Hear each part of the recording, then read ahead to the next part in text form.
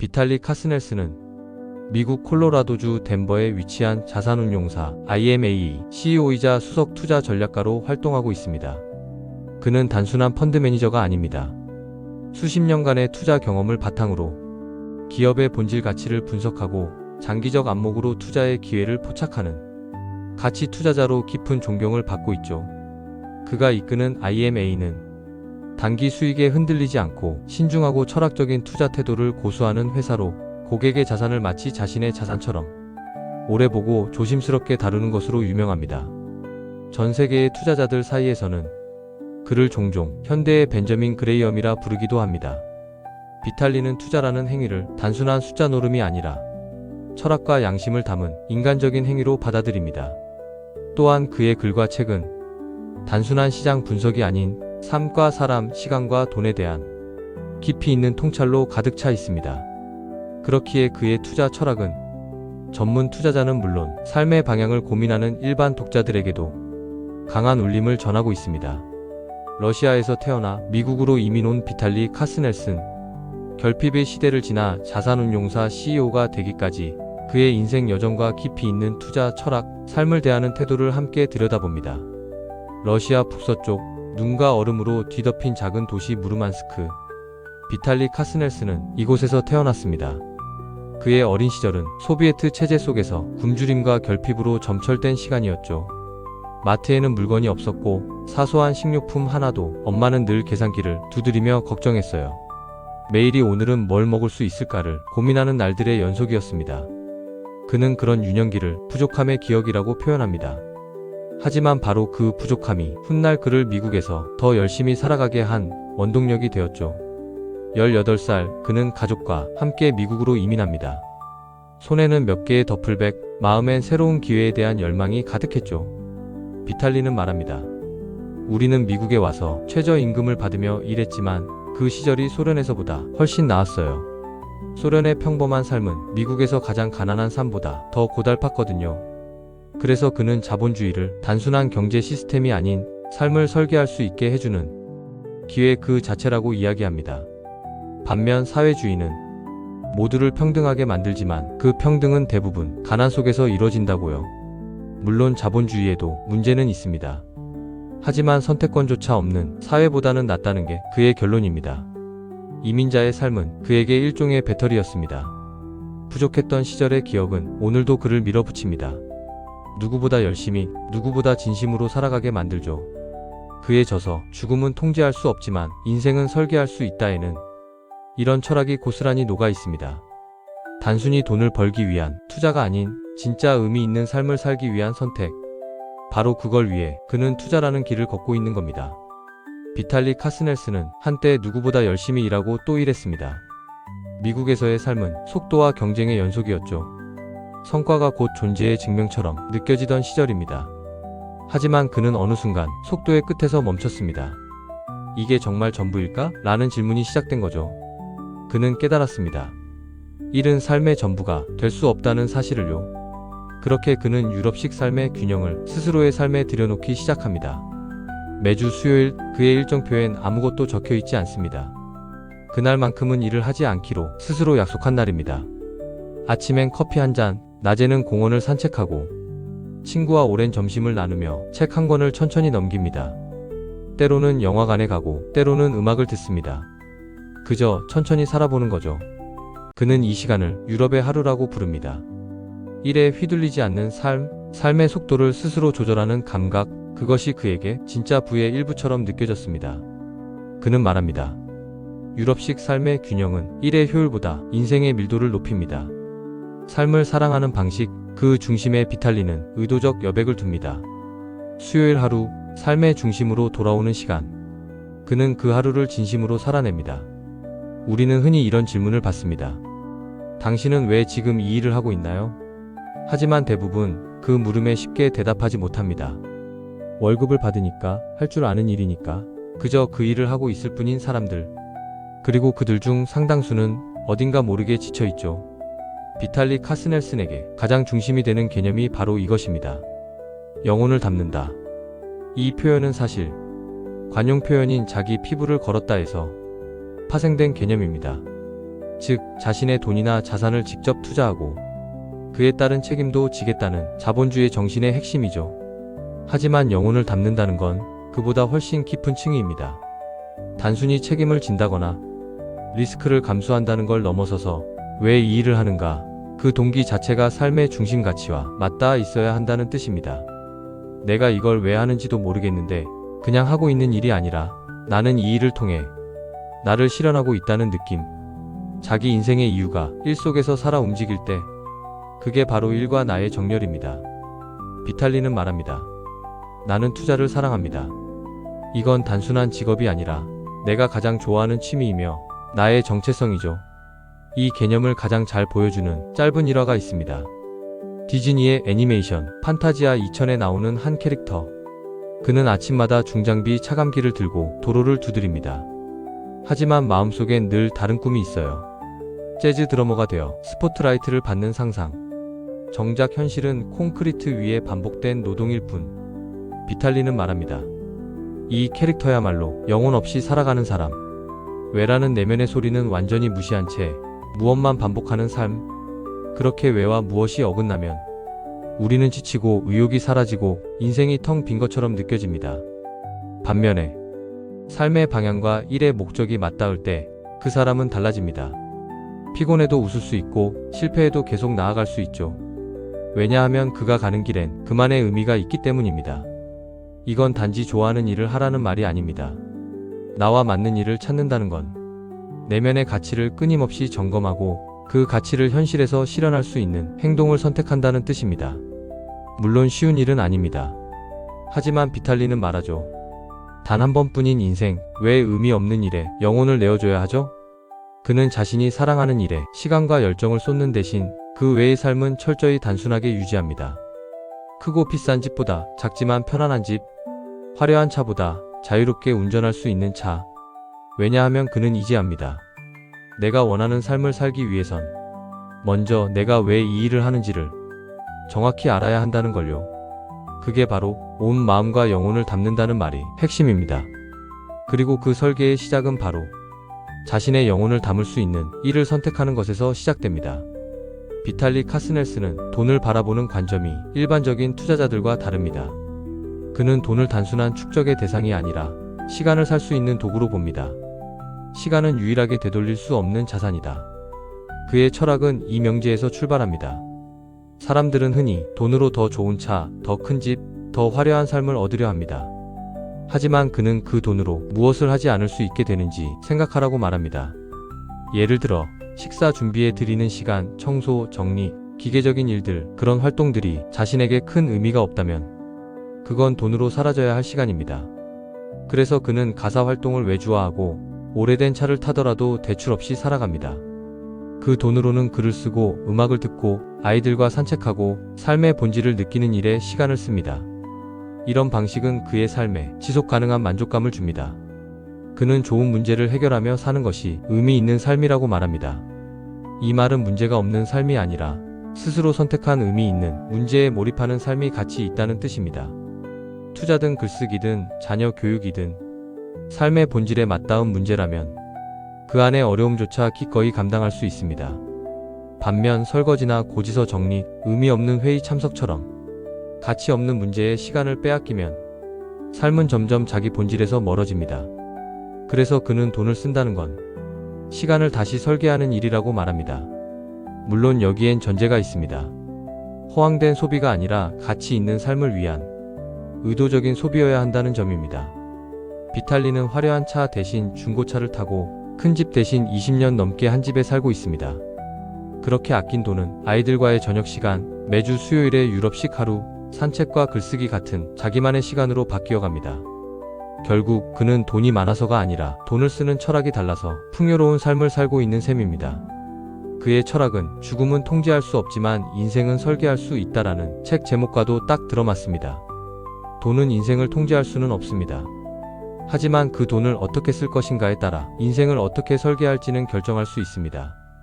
시간을 잃지 않기 위해 우리는 매일 돈을 벌고 있습니다. 하지만 정작 그 돈을 어디에 쓰고 있는지 돌아보는 일은 얼마나 하고 있을까요? 물질적 풍요는 때로 우리를 행복하게 만들지만 비탈리 카스넬스는 그 반대의 경우도 많다고 말합니다. 그는 이렇게 이야기하죠. 우리가 물건을 소유한다고 생각하지만 실은 물건이 우리를 소유하는 경우가 훨씬 더 많습니다. 비탈리는 한때 테슬라 모델 3를 새 차로 구매했습니다. 그런데 막상 그 차를 타고 친구의 오래된 혼다 어코드를 봤을 때 이상한 감정을 느꼈다고 합니다. 그는 이렇게 회상하죠. 친구는 흠집이나 주차 공간에 대해 걱정하지 않았어요. 그걸 보며 내가 가진 새 차보다 그 편안함이 부럽더군요. 이 경험을 통해 그는 중요한 깨달음을 얻습니다. 물건이 많을수록 신경 쓸 것도 많아진다. 걱정도 집착도 같이 따라온다. 그는 단순히 절약하자거나 소박하게 살자는 말을 하려는 게 아닙니다. 그보다 더 본질적인 건 자기 정체성과 욕망을 소유에 기대지 않는 삶입니다. 명품 시계, 고급 승용차, 화려한 집 같은 것들은 우리에게 성공한 사람이라는 이미지를 주려 합니다. 하지만 그는 묻습니다. 정말 그것들이 나라는 사람을 설명해 줄 수 있을까? 진짜 나를 말해주는 건 무엇을 소유했는가가 아니라 어떻게 살아가고 있는가입니다. 이런 철학은 그가 좋아하는 스토아 철학, 특히 에픽테토스와 세네카의 사상과도 맞닿아 있습니다. 스토아 철학자들은 진정한 부는 욕망이 적은 상태라고 말합니다. 원하는 것이 적을수록 갖지 못해 괴로울 일도 줄어들기 때문이죠. 비탈리는 이 철학을 실제 삶에 적극적으로 적용합니다. 20년째 같은 집에 살고 자동차도 중고차를 선호합니다. 옷이나 시계, 가구처럼 눈에 띄는 소비보다 가족과의 대화, 산책, 음악 감상, 글쓰기에 시간과 에너지를 씁니다. 이런 선택이야말로 진짜 부자처럼 사는 길이라고 그는 말합니다. 그는 이렇게 표현합니다. 많이 갖는 삶보다 덜 원하는 삶이 더 만족스럽다. 결국 그가 말하는 불안, 잔고에 찍힌 숫자가 아니라 내가 진심으로 좋아하는 삶에 집중할 수 있는 상태입니다. 물건은 필요할 수 있습니다. 하지만 물건을 통해 자신을 증명하려 하지는 않아야 합니다. 비탈리 카스넬슨의 철학은 우리에게 질문을 던집니다. 나는 지금 얼마나 덜 원하며 살고 있는가? 비탈리 카스넬슨의 글을 처음 접한 사람이라면 이런 느낌을 받게 됩니다. 이건 누가 대신 쓴 글이 아니라 그 사람만이 쓸 수 있는 글이구나. 그의 글은 정제되어 있지만 동시에 솔직하고 따뜻합니다. 문장 곳곳에 삶의 흔들림과 사람에 대한 이해, 그리고 자신만의 감정이 녹아 있습니다. 그는 스스로 문법에 엄격하지 않은 사람이라 말합니다. 이민자로서 영어 수업에서 낙제한 경험이 있고 글쓰기 수업을 제대로 배운 적도 없다고 고백합니다. 하지만 그에게 글쓰기란 문법을 따르기보다 자기 목소리를 찾는 과정입니다. 이건 내 언어가 아니에요. 그저 여러분의 언어를 빌려 쓰고 있을 뿐이죠. 그는 그렇게 문법의 틀에서 자유로워졌고 오히려 그것이 글의 개성을 더해주었습니다. 처음엔 두려웠다고 합니다. 자기 생각을 있는 그대로 드러낸다는 것은 언제나 노출과 같은 일이니까요. 하지만 독자들이 보내준 수많은 피드백은 글을 바꿔놓았습니다.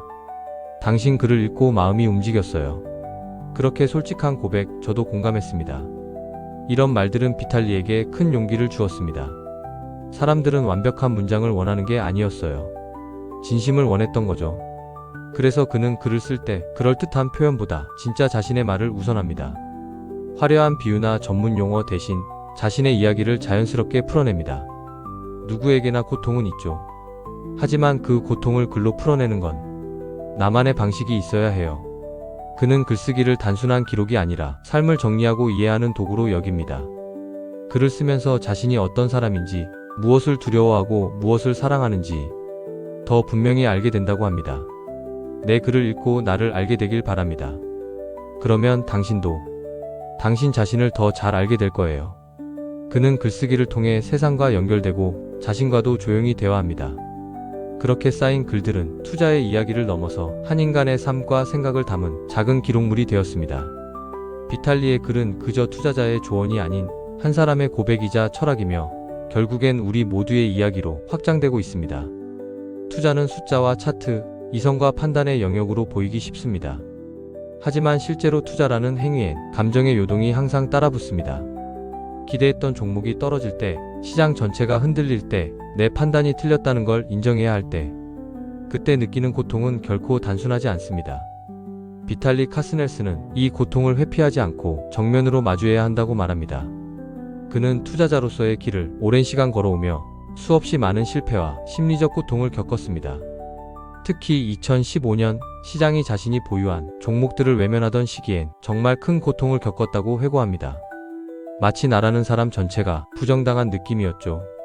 왜냐하면 그는 단지 돈을 잃은 것이 아니라 자신의 판단과 자아 정체성이 흔들리는 경험을 했기 때문입니다.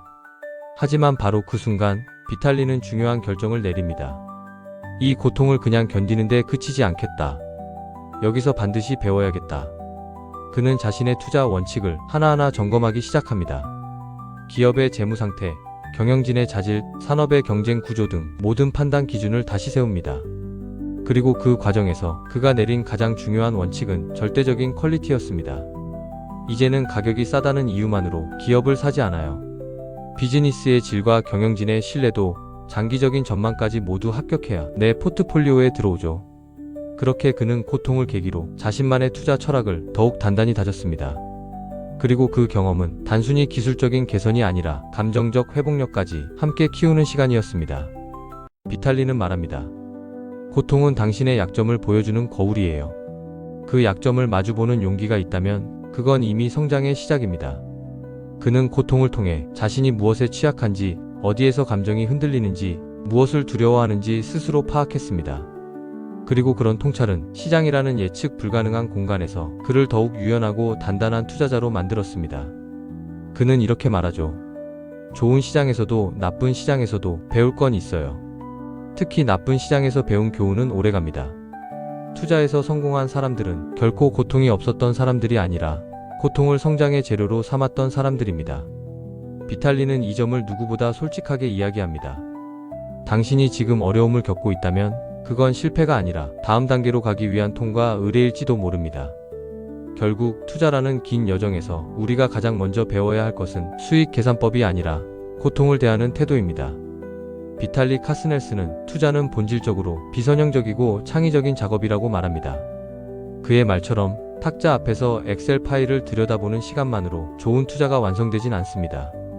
진짜 통찰은 전혀 예상치 못한 순간에 불쑥 찾아옵니다. 그는 이를 생각의 우회로라고 부릅니다.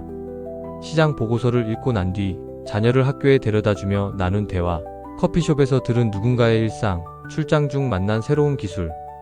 이 모든 것이 단순한 경험이 아니라 그의 투자에 영향을 주는 직접적인 정보가 됩니다.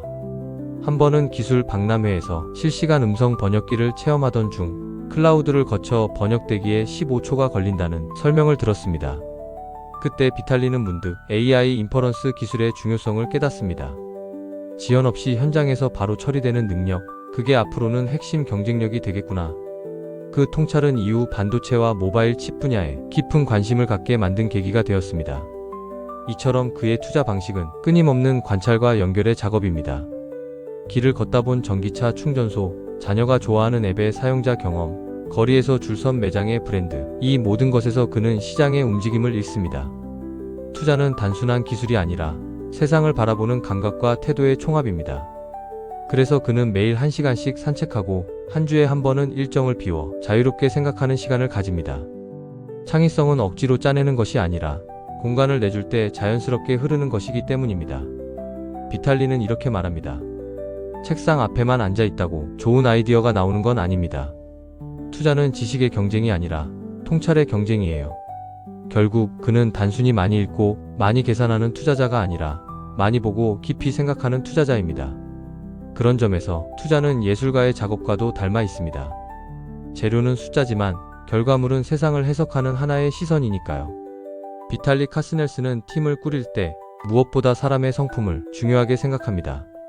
학벌, 경력, 실력 모두 중요하지만 그보다 더 중요한 건 같이 일하고 싶은 사람인가, 신뢰할 수 있는 사람인가라는 점입니다. 그는 이렇게 말합니다. 나는 내가 만든 회사에 출근하는 게 즐거워야 해요. 가치 있는 사람들이 좋은 사람들이어야 하죠. 그래서 그는 채용 인터뷰를 할 때 이력서나 스펙보다 그 사람의 태도와 인성을 더 유심히 살핍니다. 특히 한 가지 유명한 일화가 있습니다. 비탈리는 채용 면접을 볼 때 면접자를 식당으로 데려갑니다. 그리고 종업원이 고의로 잘못된 음식을 내오게 부탁하죠. 그 사람이 순간에 보이는 반응, 바로 거기서 그의 인격과 리더십의 본질이 드러난다고 믿습니다. 그는 이렇게 말합니다. 당신이 힘이 있는 위치에 있을 때 자기보다 약한 사람을 어떻게 대하는지가 그 사람의 진짜 모습이죠.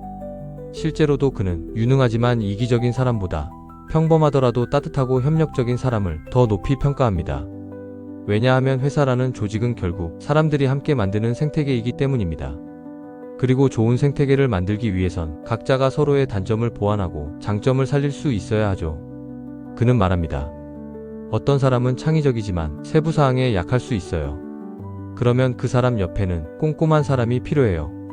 그게 진짜 팀워크죠. 또한 그는 사장이 먼저 모범을 보여야 한다고 믿습니다.